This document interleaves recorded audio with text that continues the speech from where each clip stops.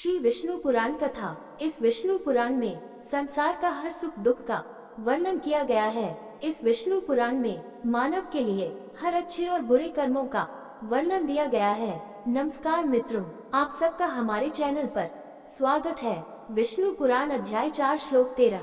सात्वत के पुत्र मृतिकावती के भोज राजकुमार शत्रुजीत के मित्र सूर्य उन्हें शारीरिक रूप में दर्शन देते हैं, उन्हें स्यमंतक मणि देते हैं, इसकी चमक और अद्भुत गुण। शत्रुजीत ने इसे प्रसेन को दे दिया, जिसे एक शेर ने मार डाला। शेर जाम्बवत को भालू ने मार डाला। कृष्ण को प्रसेन की हत्या का संदेह था। वे जंगलों में उसकी तलाश करने गए। भालू को उसकी गुफा में खोजा। मणि के लिए उसके साथ लड़ाई की। प्रतियोगिता लंबी चली। उनके साथियों ने माना कि वे मारे गए। उन्होंने जाम्बवत को उखाड़ फेंका और उनकी बेटी जम्बूती से विवाह किया। उसके और आभूषण के साथ द्वारका लौटता है। शत्रुजीत को आभूषण लौटाता है और उसकी बेटी सत्यभामा से विवाह करता है। शतधनवान द्वारा शत्रुजीत की हत्या, कृष्ण द्वारा बदला लिया गया। कृष्ण और बलराम के बीच झगड़ा। अक्रूर के पास मणि थी, वे द्वारका छोड़ देते हैं। सार्वजनिक आपदाएं, यादवों की बैठक, अक्रूर के जन्म की कहानी, उन्हें वापस लौटने के लिए आमंत्रित किया जाता है। कृष्ण ने उन पर स्यमंतक रत्न रखने का आरोप लगाया। भरी सभा में इसे पेश किया। यह उनके अधिकार में रहा। कृष्ण ने इसे चुराने से बरी कर दिया। सात्वत के पुत्र भजना, भजमान, दिव्य, अंधक, देववृत, महाभोज और वृष्णि थे। भजमान के एक पत्नी से 3 पुत्र थे, निमि, कृकान और वृष्णि, और दूसरी पत्नी से इतने ही पुत्र सज्जित, सहस्रजित और युज्जित थे। देववृत का पुत्र बब्रू था, जिसके बारे में ये श्लोक पढ़ा जाता है। हम दूर से सुनते हैं और निकट आने पर देखते हैं कि बब्रू मनुष्यों में प्रथम है और देववृत देवताओं के बराबर है। एक के उपदेशों का पालन करने वाले 66 व्यक्ति और 6008 जो दूसरे के शिष्य थे, अमृतत्व प्राप्त किया। महाभोज एक धर्मात्मा राजकुमार थे। उनके वंशज भोज थे, जो मृतिकावती के राजकुमार थे, इसलिए उन्हें मार्तिकावत कहा जाता था। वृष्णि के 2 पुत्र थे, सुमित्रा और युधाजित। पूर्व से अनामित्र और शिनी का जन्म हुआ। अनामित्र का पुत्र निघ्न था, जिसके 2 पुत्र थे, प्रसेन और शत्रुजित। दिव्य आदित्य, सूर्य बाद वाले के मित्र थे। एक अवसर पर शत्रुजित ने समुद्र तट पर घूमते हुए अपने मन की बात सूर्य को बताई और उनकी स्तुति की, जिस पर दिव्यता प्रकट हुई और उसके सामने खड़ी हो गई। उसे स्पष्ट आकार में देखकर शत्रुजित ने सूर्य से कहा, हे प्रभु, मैंने तुझे अग्नि के गोले के समान स्वर्ग में देखा है। अब तू मुझ पर अनुग्रह कर कि मैं तुझे तेरे उचित रूप में देख सकूं। इस पर सूर्य ने उसके गले से स्यमंतक नामक मणि उतार कर अलग रख दी और शत्रुजित ने उसे बौनेकद का, जले हुए तांबे के समान शरीर वाला और थोड़ी लाल आंखों वाला देखा। अपनी आराधना करने के बाद सूर्य ने उनसे वरदान मांगने को कहा और उन्होंने अनुरोध किया कि वह रत्न उनका हो जाए। सूर्य ने उसे यह उपहार दिया और फिर आकाश में अपना स्थान पुनः स्थापित कर लिया। रत्नों की निष्कलंक मणि प्राप्त करके शत्रुजित ने उसे अपने गले में धारण कर लिया और स्वयं सूर्य के समान तेजस्वी होकर अपने तेज से समस्त क्षेत्र को प्रकाशित करते हुए द्वारका लौट आए। उस नगर के निवासियों ने उन्हें आते देख शाश्वत पुरुष, पुरुषोत्तम, जिन्होंने पृथ्वी का भार उठाने के लिए नश्वर रूप कृष्ण के रूप में धारण किया था, की ओर रुख किया और उनसे कहा, भगवान, निश्चित रूप से दिव्य सूर्य आपसे मिलने आ रहे हैं। लेकिन कृष्ण मुस्कुराए और कहा, ये दिव्य सूर्य नहीं है, बल्कि शत्रुजित है, जिसे आदित्य ने स्यमंतक मणि भेंट की है और वह अब इसे पहनता है। जाओ और बिना किसी आशंका के उसे देखो। तदनुसार वे चले गए। शत्रुजित ने अपने घर जाकर उस मणि को जमा कर दिया, जिससे प्रतिदिन 8 भार सोना प्राप्त होता था और इसके अद्भुत गुणों से भूतों, जंगली जानवरों, आग, लुटेरों और अकाल के सभी भय दूर हो गए। अच्युत की राय थी कि यह अद्भुत मणि उग्रसेन के कब्जे में होनी चाहिए। हालांकि उसके पास शत्रुजीत से इसे लेने की शक्ति थी, फिर भी उसने उसे इससे वंचित नहीं किया ताकि परिवार के बीच मतभेद न हो। दूसरी ओर शत्रुजित ने इस डर से कि कृष्ण उससे मणि मांगेंगे, उसने इसे अपने भाई प्रसेन को सौंप दिया। अब यह इस रत्न की अनोखी संपत्ति थी कि यद्यपि यह एक अच्छे व्यक्ति के लिए अच्छाई का एक अटूट स्रोत था, फिर भी जब एक बुरे चरित्र वाले व्यक्ति द्वारा पहना जाता था तो यह उसकी मृत्यु का कारण बनता था। प्रसेन ने मणि ले ली और उसे अपने गले में लटका लिया। अपने घोड़े पर चढ़ गया और शिकार करने के लिए जंगल में चला गया। पीछा करने पर वह एक शेर द्वारा मारा गया। सिंह मणि को अपने मुंह में लेकर जाने ही वाला था, तभी भालुओं के राजा जाम्बवत ने उसे देख लिया और मार डाला और मणि को लेकर अपनी गुफा में चला गया और उसे अपने पुत्र सुकुमार को खेलने के लिए दे दिया। जब कुछ समय बीत गया और प्रसेन प्रकट नहीं हुई तो यादव एक दूसरे से कानाफूसी करने लगे और कहने लगे, ये कृष्ण का कार्य है। मणि की इच्छा रखते हुए और इसे प्राप्त नहीं करने पर उन्होंने इसे अपने कब्जे में लेने के लिए प्रसेन की हत्या कर दी है। जब ये निंदनीय अफवाहें कृष्ण को पता चली तो उन्होंने कई यादवों को इकट्ठा किया और उनके साथ मिलकर अपने घोड़े की टापों के निशानों से प्रसेन का पीछा किया। इसका मतलब ये पता लगाना कि उसे और उसके घोड़े को एक शेर ने मार डाला था। उसे उसकी मौत में किसी भी हिस्से से सभी लोगों द्वारा बरी कर दिया गया था। मणि वापस पाने की इच्छा से वह शेर के नक्शे कदम पर चलता रहा और कुछ ही दूरी पर उस स्थान पर पहुंच गया जहां शेर को भालू ने मार डाला था। बाद वाले के पद चिन्हों का अनुसरण करते हुए वह एक पहाड़ की तलहटी पर पहुंचे, जहां उन्होंने चाहा कि यादव उनका इंतजार करें जबकि वे रास्ता जारी रखें। फिर भी पैरों के निशानों से निर्देशित होकर उसने एक गुफा की खोज की और मुश्किल से उसमें प्रवेश किया। जब उसने सुकुमारा की नस को उससे ये कहते हुए सुना, शेर ने प्रसेन को मार डाला, शेर को जाम्बवत ने मार डाला है, रो मत सुकुमार, स्यमंतक तुम्हारा अपना है। इस प्रकार अपने उद्देश्य के प्रति आश्वस्त होकर कृष्ण गुफा में आगे बढ़े और नस के हाथों में चमकदार रत्न देखा जो इसे सुकुमार को खेलने के लिए दे रही थी। नस ने जल्द ही उसके दृष्टिकोण का वर्णन किया और उत्सुकता से मणि पर टिकी उसकी आंखों को चिन्हित करते हुए मदद के लिए जोर से पुकारा। उसकी पुकार सुनकर क्रोध से भरे जाम्बवत गुफा में आए और उनके और अच्युत के बीच संघर्ष शुरू हो गया जो 21 दिनों तक चला।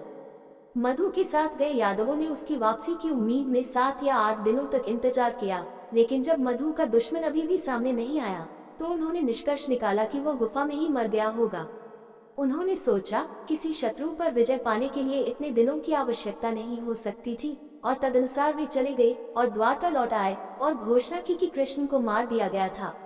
जब अच्युत के रिश्तेदारों ने ये जानकारी सुनी तो उन्होंने अवसर के अनुरूप सभी शोक अनुष्ठान किए। इस प्रकार श्राद्ध के उत्सव में कृष्ण को अर्पित किया गया भोजन और पानी उनके जीवन का समर्थन करता था और जिस युद्ध में वह लगा हुआ था उसमें उनकी शक्ति को बढ़ाता था, जबकि उसका प्रतिद्वंद्वी एक शक्तिशाली दुश्मन के साथ दैनिक संघर्ष से थक गया था।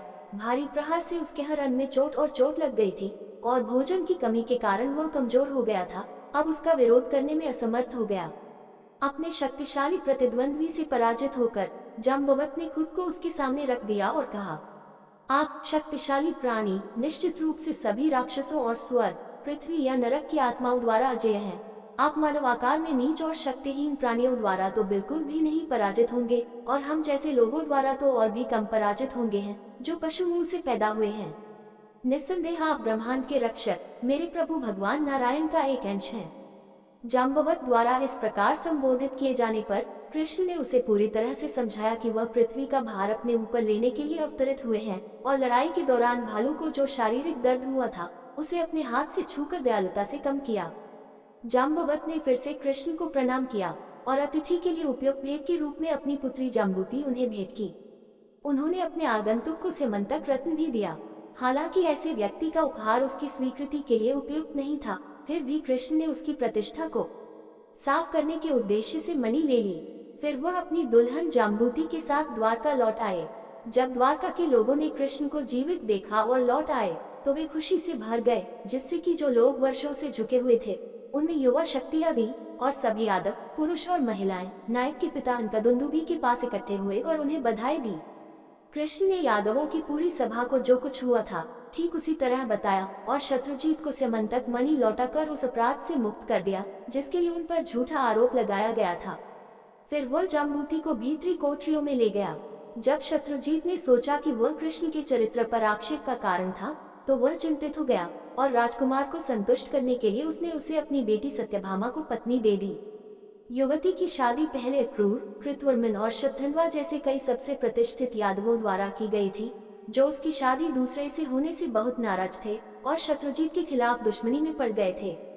उनमें से प्रमुख अक्रूर और कृतवर्मन ने शतधन्वन से कहा, इस शत्रुजीत ने आपका साथ ही हमारा भी घोर अपमान किया है। जिन्होंने अपनी बेटी को कृष्ण को सौंप दिया था उसे जीवित न रहने दें, आप उसे क्यों नहीं मारते और मणि ले लेते हैं?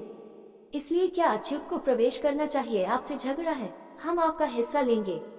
इस प्रतिज्ञा के बाद शतधन्वान ने शत्रुजीत को मारने का निश्चय किया। जब खबर आई कि पांडु के पुत्रों को मोम के घर में जला दिया गया है तो कृष्ण, जो वास्तविक सच्चाई जानते थे, दुर्योधन की दुश्मनी को दूर करने और अपने रिश्ते के लिए आवश्यक कर्तव्यों को पूरा करने के लिए वारणावत के लिए रवाना हुए। शतधन्वा ने उसकी अनुपस्थिति का लाभ उठाकर सोते हुए शत्रुजीत को मार डाला और मणि पर कब्जा कर लिया।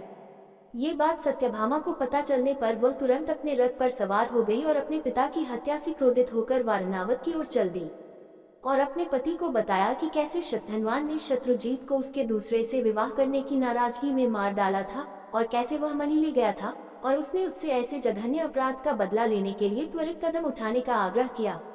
कृष्ण, जो हमेशा आंतरिक रूप से शांत रहते हैं, इन लेन देन के बारे में सूचित होने पर सत्यभामा से बोले, जैसे उनकी आंखें क्रोध से चमक उठी। ये वास्तव में दुस्साहसी चोटें हैं, लेकिन मैं इतने नीच व्यक्ति से उनके सामने झुकूंगा नहीं। उन्हें पेड़ पर हमला करना होगा जो उन पक्षियों को मार डालेगा जिन्होंने वहां अपना घोंसला बनाया है। अत्यधिक दुख को त्यागे, किसी को भी उत्तेजित करने के लिए आपके विलाप की आवश्यकता नहीं है। क्रोध। तुरंत द्वारका लौटकर कृष्ण बलदेव को अलग ले गए और उनसे कहा, एक शेर ने जंगल में शिकार करते हुए प्रसेन को मार डाला और अब शतधन्वा ने शत्रुजीत की हत्या कर दी है। चूंकि ये दोनों हटा दिए गए हैं, जो रथ में उनका था वह हमारा सामान्य अधिकार है। तब अपने रथ पर चढ़ो और शतधन्वान को मार डालो। उद्धरण चिन्ह। अपने भाई से इस प्रकार उत्साहित होकर बलराम दृढ़तापूर्वक उद्यम में लग गए, लेकिन शतधन्वान ने उनके शत्रुतापूर्ण मंसूबों से अवगत होकर कृतवर्मन की मरम्मत की और उनकी सहायता की आवश्यकता थी।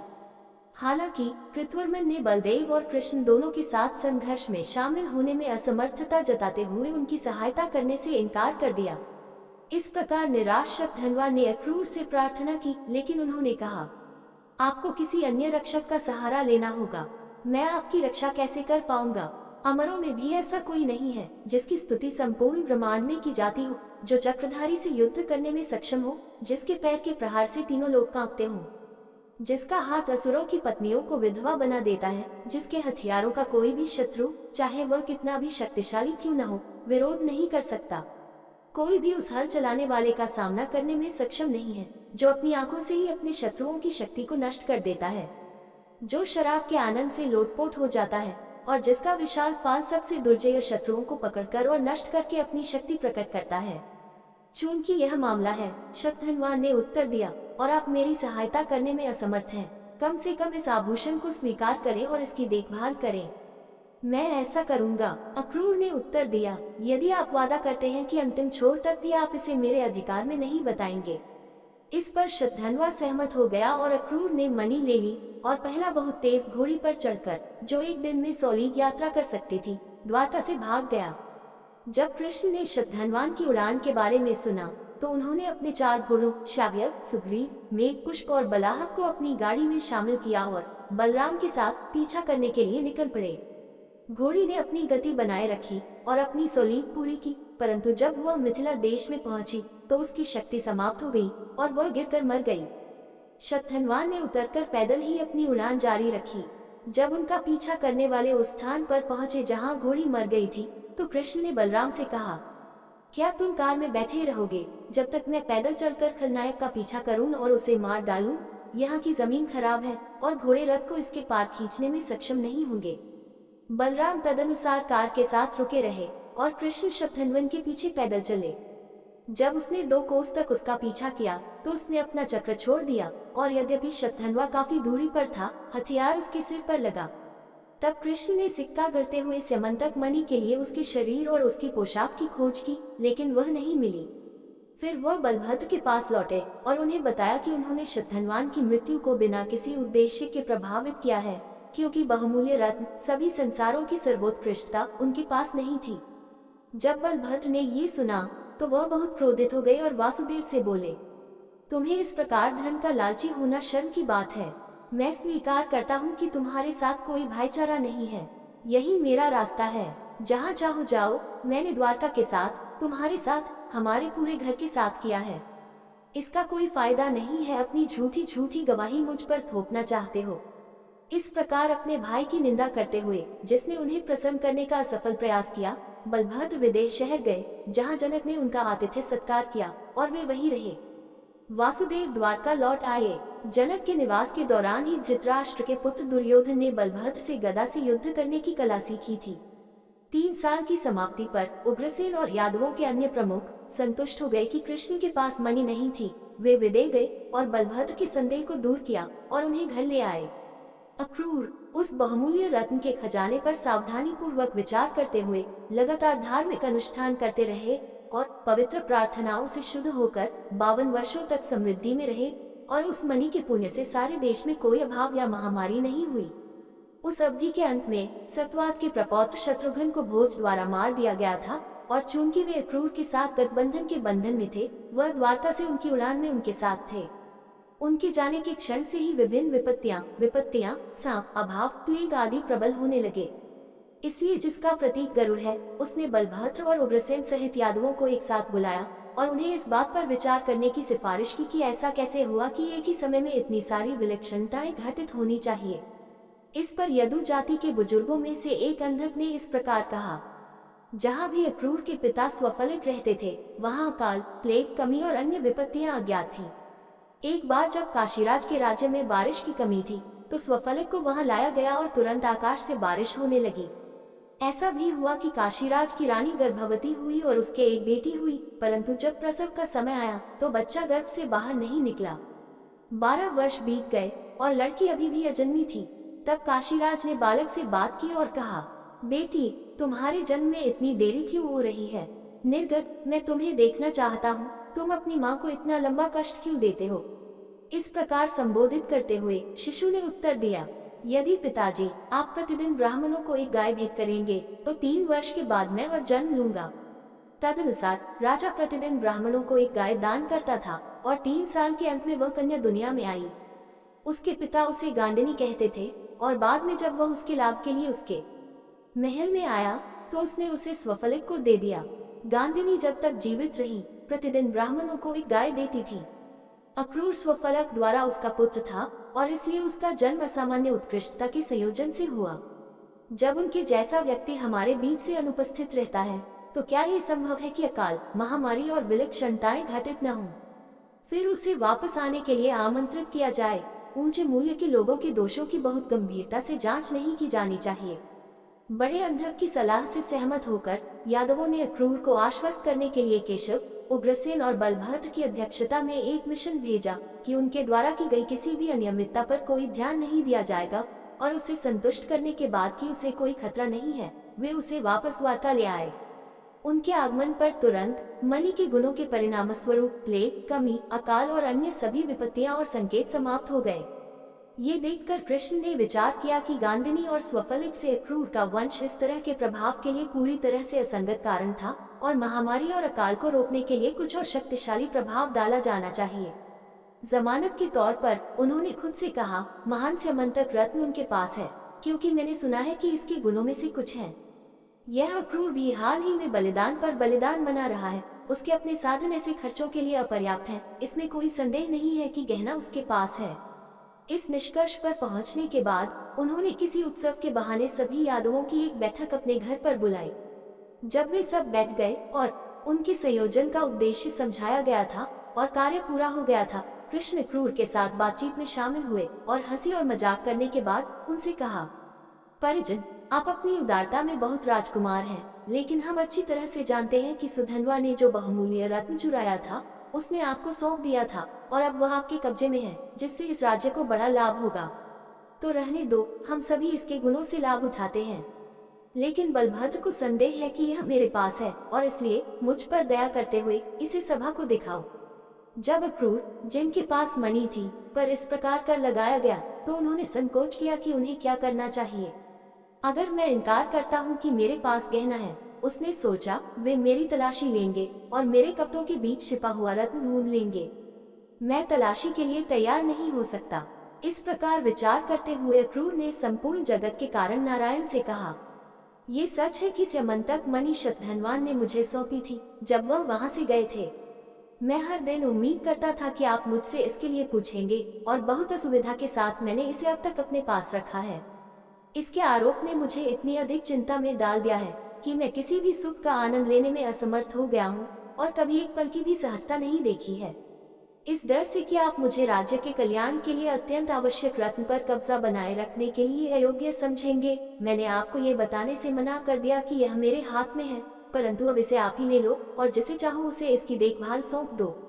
इतना कहकर अक्रूर ने अपने वस्त्र से एक छोटा सा सोने का बक्सा निकाला और उसमें से रत्न निकाल लिया। इसे यादवों की सभा में प्रदर्शित करने पर पूरा कक्ष जहाँ वे बैठे थे इसकी चमक से रोशन हो गया। अक्रूर ने कहा, ये स्यमंतक मणि है जो शतधनवान ने मुझे दी थी। अब जिसका यह है वह इसे ले ले। जब यादवों ने मणि देखी तो वे आश्चर्य से भर गए और जोर जोर से अपनी प्रसन्नता व्यक्त करने लगे। जैसा कि पहले सहमति हुई थी, बलभद्र ने तुरंत अच्युता के साथ संयुक्त रूप से उस आभूषण पर अपनी संपत्ति होने का दावा किया, जबकि सत्यभामा ने इसे अपने अधिकार के रूप में माना क्योंकि यह मूल रूप से उनके पिता का था। इन दोनों के बीच कृष्ण ने स्वयं को गाड़ी के दो पहियों के बीच एक बैल के रूप में माना और सभी यादवों की उपस्थिति में अक्रूर से इस प्रकार कहा, ये रत्न मेरी प्रतिष्ठा को शुद्ध करने के लिए सभा में प्रदर्शित किया गया है। ये बलभद्र और मेरा संयुक्त अधिकार है और सत्यभामा की पैतृक विरासत है। लेकिन ये गहना पूरे राज्य के लिए फायदेमंद होने के लिए एक ऐसे व्यक्ति द्वारा संभाला जाना चाहिए जो निरंतर संयम का जीवन जीता है। यदि किसी अशुद्ध व्यक्ति द्वारा पहना जाता है तो यह उसकी मृत्यु का कारण होगा। अब चूंकि मेरी 16,000 पत्नियां हैं, इसलिए मैं इसकी देखभाल करने के योग्य नहीं हूँ। इसकी संभावना नहीं है कि सत्यभामा उन शर्तों से सहमत होंगी जो उन्हें रत्न पर कब्जा करने का अधिकार देंगी। और जहाँ तक बलभद्र की बात है, वह शराब और इंद्रिय सुख का इतना अधिक आदी है कि वह आत्मत्याग का जीवन नहीं जी सकता। इसलिए हम प्रश्न से बाहर हैं और सभी यादव, बलभद्र, सत्यभामा और मैं आपसे अनुरोध करते हैं, परम उदार अक्रूर, कि आप रत्न की देखभाल बनाए रखें, जैसा कि आपने अब तक किया है, सामान्य भलाई के लिए, क्योंकि आप इसे बनाए रखने के लिए योग्य हैं और आपके हाथों में ये देश के लिए लाभकारी रहा है। आपको हमारे अनुरोध के अनुपालन से इनकार नहीं करना चाहिए। इस प्रकार आग्रह करने पर अक्रूर ने मणि स्वीकार कर ली और उसके बाद उसे सार्वजनिक रूप से अपने गले में पहन लिया, जहां वह चमकदार चमक के साथ चमकने लगा और अक्रूर प्रकाश की माला पहनकर सूर्य की तरह घूमते रहे। जो व्यक्ति मिथ्या आक्षेपों से कृष्ण के चरित्र की पुष्टि का स्मरण करता है, वह कभी भी किसी भी हद तक निराधार आरोप का विषय नहीं बनेगा और अपनी इंद्रियों के पूर्ण अभ्यास में रहते हुए सभी पापों से शुद्ध हो जाएगा। इस चैनल पर सभी वेदों का ज्ञान मिलेगा। ये वीडियो आपको अच्छा लगा हो तो लाइक, शेयर, सब्सक्राइब जरूर करें। धन्यवाद दोस्तों।